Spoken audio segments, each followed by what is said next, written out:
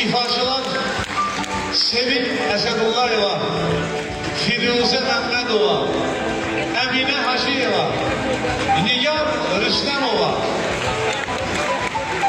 və onların rəhbəri Xanımama Məmmədzadə.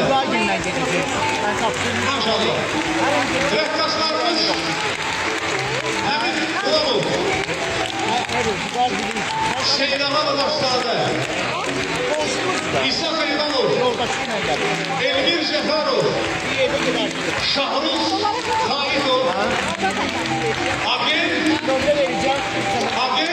Elşən Əskərov.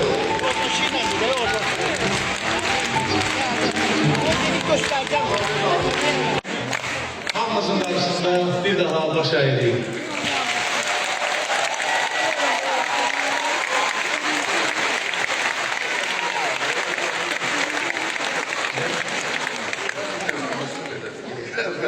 Evvelci diyor ama Ha, indi haberi. İndi de. Ha, Bakı'dan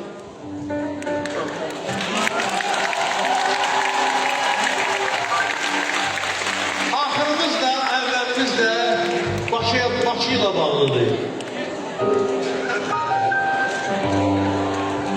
İnsan ne yalasın, bülbül emeğine olsun sensiz. İnsan ne yalasın, sensiz. Bülbül emeğine olsun sensiz. Yaşamaya olmak sensiz.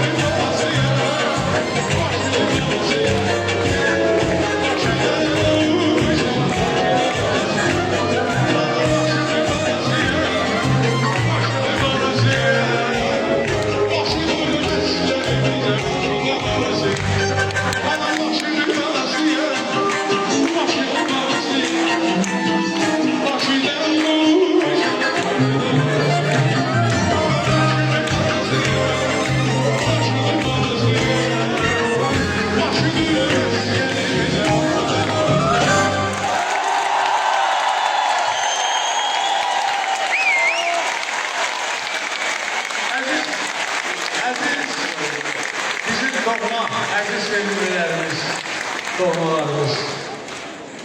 İndi isə deyirəm ki, hər şey necə deyirlər, axırıncı olmasın, axarıncı olsun. Axarıncı olsun. Və mən indi sizə ən sonuncu mahnılarından biri Başaklı'da, ən sonuncu mahnılarından biri var. Gülsüm xanım, Elvanova, yəni bizim böyük dahi Hüseyin Camidimizin nəslindən, şəcərəsindən olan onun bacısı nəvəsinin qızı Gülsüm xanım bəstələyib və sözləri üzr istəyirəm yadımdan. Canan çox istedadlı bir uşaq, üzr istəyirəm. Allah bağışlasın, onun adı yanında. Gülsüm xanımın başımız haqqında çox gözəl mən düşünürəm mahnıdır və istəyirəm onu ifa edeyim və hələlik deyirəm sizə, hələlik gələn görüşlərə qədər.